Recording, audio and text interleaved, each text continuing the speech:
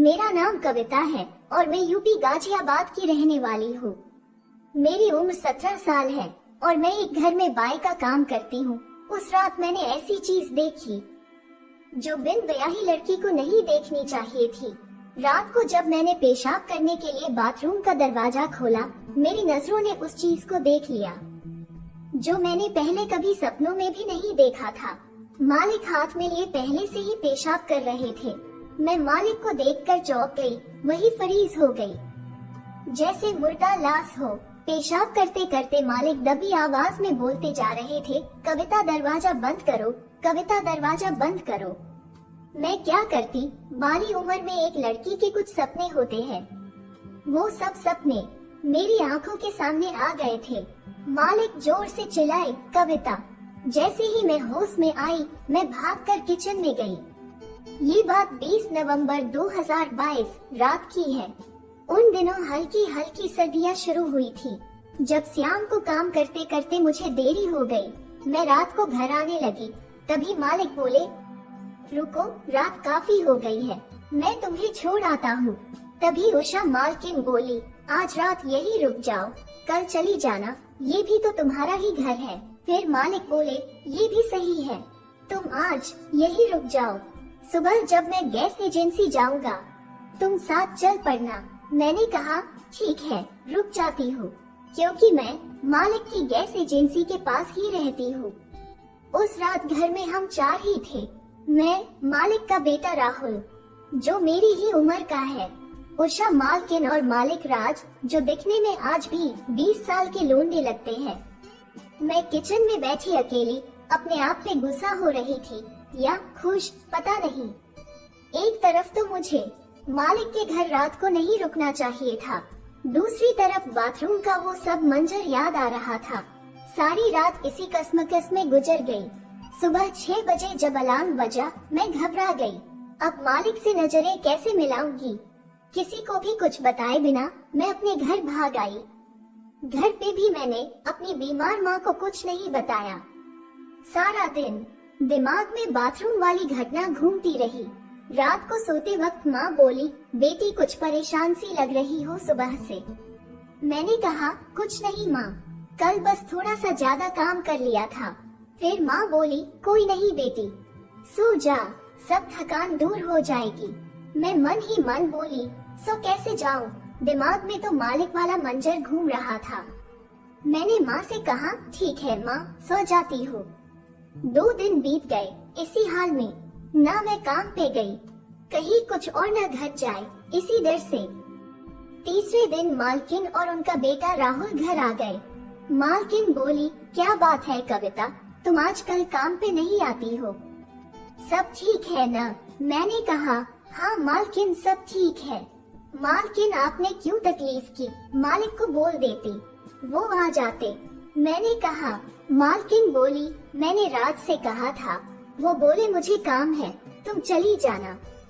कविता, जल्दी चलो, घर पे बहुत सारा काम पड़ा है। मैं समझ गई थी मालिक उस रात बाथरूम वाली घटना की वजह से नहीं आए। हम तीनों गाड़ी में बैठने लगे, तभी राहुल बोला, मम्मी आप दोनों चलिए, मैं बाद में आता हूँ। ठीक है, पर जल्दी से आ जाना, मालकिन ने कहा। मुझे लग रहा है राहुल अपनी गर्लफ्रेंड से मिलने गया है। जवान लड़का और कहाँ जाएगा। हम दोनों घर पहुँचे और दरवाजा खोला तो मैं डर गई। मालिक तो अंदर ही बैठे थे। मैं शर्म के मारे गर्दन झुकाए मालकिन के पास खड़ी रही। मुझे समझ में आ गया मालिक वापस क्यों आए हैं। उनके दिमाग में कुछ तो चल रहा है उस रात के बाद से। तभी मालकिन बोली, राज, तुमने कहा था तुम रात को लेट आओगे। मालिक बोले, आज हमारी मीटिंग कैंसिल हो गई, कुछ और काम नहीं था, सोचा चलो घर ही चला जाए। कविता, पहले चाय पिला दो, बाकी काम बाद में करना, आज तो बड़ी ठंड है, मालकिन ने कहा। मैंने कहा, अभी बनाती हूँ मालकिन। मैं किचन में जाने लगी, तभी मालिक बोले, चलो मैं तुम्हारी मदद करता हूँ। मैं समझ गई मालिक मेरे नजदीक आने के बहाने ढूंढ रहे हैं। लगता है मालिक की जवानी ज्यादा जोर मार रही है। मालकिन अभी भी दिखने में ठीक ठाक है। फिर क्या हुआ? 17-18 साल का उनका बेटा है। हो सकता है मालिक को शादी का सुख पहले जैसा न मिल रहा हो। जब मैं चाय बनाने लगी, मालिक मुझे घूर घूर कर देख रहे थे। मुझे तो डर सा लगने लगा, क्योंकि मेरी अभी तक शादी नहीं हुई थी और मालिक मुझे इस तरह से देख रहे हैं कि अभी मुझे कच्चा खा जाएंगे। मैं चाय लेकर चलने लगी, तभी मालिक बोले, चाय मुझे दो, मैं लेके जाता हूँ। मैंने कहा, नहीं मालिक, आप रहने दीजिए।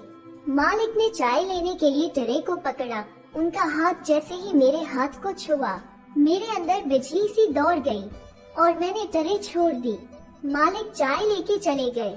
पता नहीं मुझे ये सब बुरा लग रहा था, पता नहीं अच्छा, बस मुझे ये सब समझ में आ रहा था। डर तो बस ये था, क्या शादी से पहले ये सब ठीक होता है? मैंने घर का सारा काम फटाफट पूरा किया। जब चलने लगी, तभी मालिक अचानक से सामने आ गए। मैं उनसे टकराने वाली ही थी, बच गई भगवान की दया से। जाते जाते रास्ते में मुझे राहुल मिल गया, जो अपनी गर्लफ्रेंड से मिलके आ रहा था। वो बोला, क्या बात दीदी, आज आप जल्दी जा रही हो? मैंने बहाना बनाते हुए कहा, माँ की तबीयत थोड़ी ठीक नहीं है, ये सब छोड़ो। आज उसने क्या खिलाया तुम्हें? राहुल बोला, आज मैंने उससे एक ड्रेस गिफ्ट की, उसने मुझे किस भी किया। फिर मैं घर चली आई। घर में बैठे बैठे मेरा दिल जोर से धड़कने लगा। मालिक की सब हरकतें याद आ रही थी। सोचने लगी कि क्या करूं, माँ को ये बात बताऊं कि नहीं बताऊं, या फिर नौकरी छोड़ दूं। ये ठीक रहेगा, नौकरी छोड़ देती हूँ। अगले दिन जब मैं नौकरी छोड़ने की बोलने जाने लगी, मुझे ख्याल आया, क्यों न नए कपड़े पहन के जाती हूँ। जैसे ही वहाँ पहुँची, मालिक दरवाजे पर ही खड़े थे।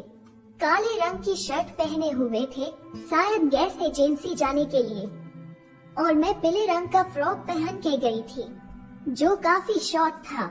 मालिक मुझे गहरी नजरों से निहार रहे थे। फिर मुझसे बोले कि कविता, ये सब क्या है? मैं कुछ बोलने वाली थी, तभी मालिक ने आवाज लगाई, उषा जल्दी बाहर आओ। मालकिन भाग कर आई, बोली, क्या हुआ? तुम बोल रही थी ना, श्याम को मेरे लिए कोई गिफ्ट लेके आना।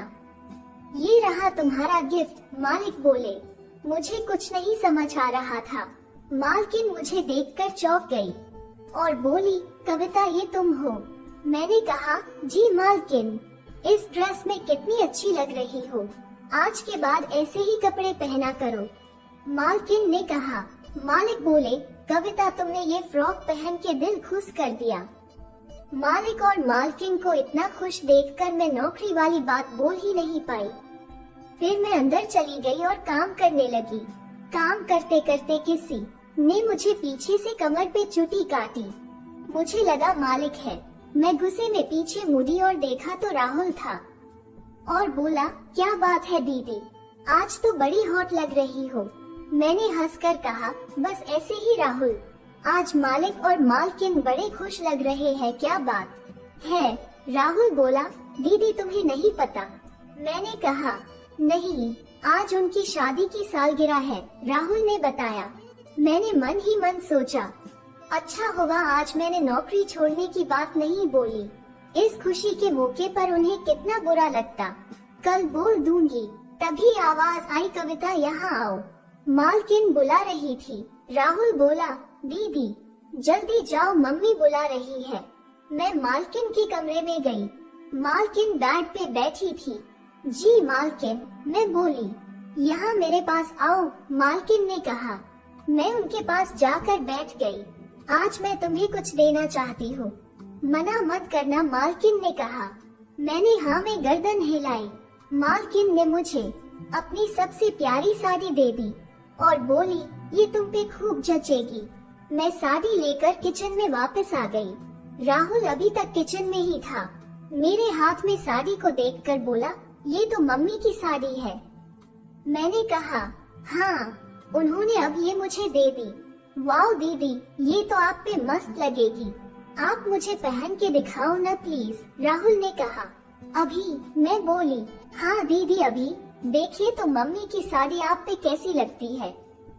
राहुल कहने लगा, मैं ड्राइंग रूम वाले बाथरूम में जाकर साड़ी पहन के आई।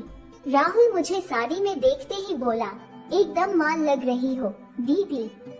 मैंने शीशे में अपने आप को देखा, सच में ही अच्छी लग रही थी। मालकिन की साड़ी। फिर मैं साड़ी पहने पहने ही घर का काम करती रही। शाम को जब घर आने का टाइम हुआ तभी राहुल बोला, दीदी जाती जाती एक कप चाय पीला जाओ। ठीक है, बना के लाती हूँ, मैंने कहा। राहुल अपने बेडरूम में चला गया। मैं किचन में चाय बनाने लगी, तभी पीछे से मुझे बाहों में भर लिया। मुझे पता था राहुल है, फिर से मजाक कर रहा है। मैं उसके मजाक का बुरा नहीं मानती थी, लेकिन उसने मेरी गर्दन पे किश किया और मैं चौंक के पीछे मुड़ी। क्या देखती हूँ कि ये तो मालिक है। मैं घबरा गई और बोली, मालिक आप ये क्या कर रहे हैं? कविता तुम उषा की साड़ी में क्या कर रही हो? मालिक ने कहा। साड़ी तो मालकिन ने मुझे पहनने के लिए दी है, मैंने कहा। मालिक बोले, मुझे नहीं पता था साड़ी में तुम हो, और अपना एक कान पकड़ के बोले, माफ करना मुझे। ये बोलकर किचन से चले गए। मैं हैरान थी, पहली बार किसी मालिक ने कान पकड़ के माफी मांगते हुए देखा था। फिर मैं राहुल को चाय देकर अपने घर आ गई। रात को जब मेरी माँ सोने लगी, मैं उनके पास ही लेट गई। माँ से पूछने लगी, माँ अच्छे आदमी की क्या पहचान होती है? माँ बोली, बेटी जो आदमी औरत से अपनी गलती की माफी मांगे वो आदमी एकदम खरा सोना है। माँ की ये बात मेरे दिल पे जाकर लगी और मैं मालिक के ख्यालों में खोने लगी। एक औरत का कैसा पति होना चाहिए, वो सब मुझे मालिक में नजर आने लगा था। अब मैं दिल ही दिल में मालिक को चाहने लगी। मालिक के ख्यालों में आधी रात गुजर गई। फिर मैंने फैसला किया, अब मैं अपना तन मन सब मालिक को सौंप दूंगी। जब मैं अगले दिन मालिक के घर पहुंची तो क्या देखती हूँ, कुछ लोग घर में हल्ला कर रहे थे। मुझे कुछ समझ में नहीं आया, ये क्या हो रहा था। उषा मालकिन बहुत घबराई हुई थी। कुछ समय बाद माहौल थोड़ा शांत हुआ, तब समझ में आया वो सब लोग राहुल के लिए आए हुए हैं। राहुल की गर्लफ्रेंड का बाप और उसके रिश्तेदार हैं। लड़की के घर पे पता चल गया कि राहुल का उनकी लड़की के साथ चक्कर चल रहा है, इसीलिए वो सब राहुल को धमकाने के लिए यहाँ आए हुए हैं। मालिक ने लड़की के बाप को समझाया कि बच्चे हैं, गलती हो जाती है। आपकी लड़की हमारे लड़के को पसंद करती है और हमारा लड़का आपकी लड़की को पसंद करता है, ये तो अच्छी बात है। भगवान का दिया हमारे पास सब कुछ है, आप देख ही रहे हैं, क्यों न हम इन दोनों की शादी करवा दे, क्या कहते हैं आप? ये बात सुनते ही मालिकन चौंक गई और कुछ नहीं बोली। लड़की के बाप ने कहा, ठीक है, 1 हफ्ते बाद दोनों की सगाई कर देते हैं। मालिक भी मान गए, दोनों गले मिले। फिर लड़की का बाप और उसके रिश्तेदार सब चले गए। उनके जाने के बाद उषा मालकिन राहुल को पीटने लगी। मालिक बोले, ये क्या कर रही हो? मालकिन बोली, इसे ऐसे घटिया खानदान की ही लड़की मिली, अब सब ठीक हो तो गया। उन्होंने भी गुस्सा थूक दिया, तुम भी थूक दो, मालिक ने कहा। मालकिन बोली, न, लड़का लड़की के मिलने पे ये हंगामा किया है, कल को शादी के बाद लड़की के साथ कुछ हो गया, ये तो पता नहीं क्या क्या करेंगे। मैं और राहुल सब चुपचाप सुन रहे थे। मालकिन बोली, अब सगाई नहीं, सीधी शादी करूंगी इसकी 2 दिन में, नई लड़की ढूंढ के। मालिक बोले, खड़े पा, लड़की कहाँ से लाओगी, वो तुम मुझ पे छोड़ दो। मालकिन ने कहा, कविता शादी तक घर की कोई भी बात बाहर नहीं जानी चाहिए। मैंने कहा, ठीक है मालकिन। मालकिन ने अपनी एक फ्रेंड को फोन लगाया। अपनी फ्रेंड से बोली, निहारिका मुझे तुझसे अभी मिलना है। वो बोली, आजा, घर पे ही हूँ। मालिकन कार लेकर गई।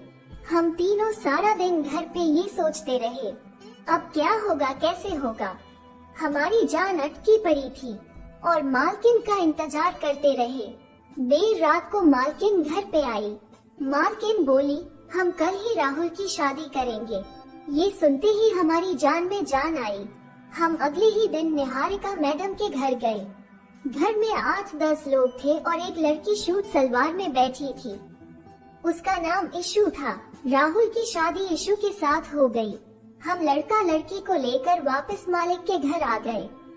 शाम को जब मैं अपने घर आने लगी तभी मालकिन ने मुझे 5,000 रुपए दिए। मैं पैसे लेकर अपने घर आ गई। अगले दिन से मैंने भी काम पे जाना बंद कर दिया। नहीं कभी मालिक और मालकिन मुझे मिलने मेरे घर आए।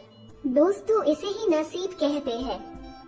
दोस्तों, आपको ये कहानी कैसी लगी मुझे कमेंट करके जरूर बताएं। वीडियो को लाइक करें और सब्सक्राइब करें ताकि आने वाली वीडियो का नोटिफिकेशन आपको सबसे पहले मिले।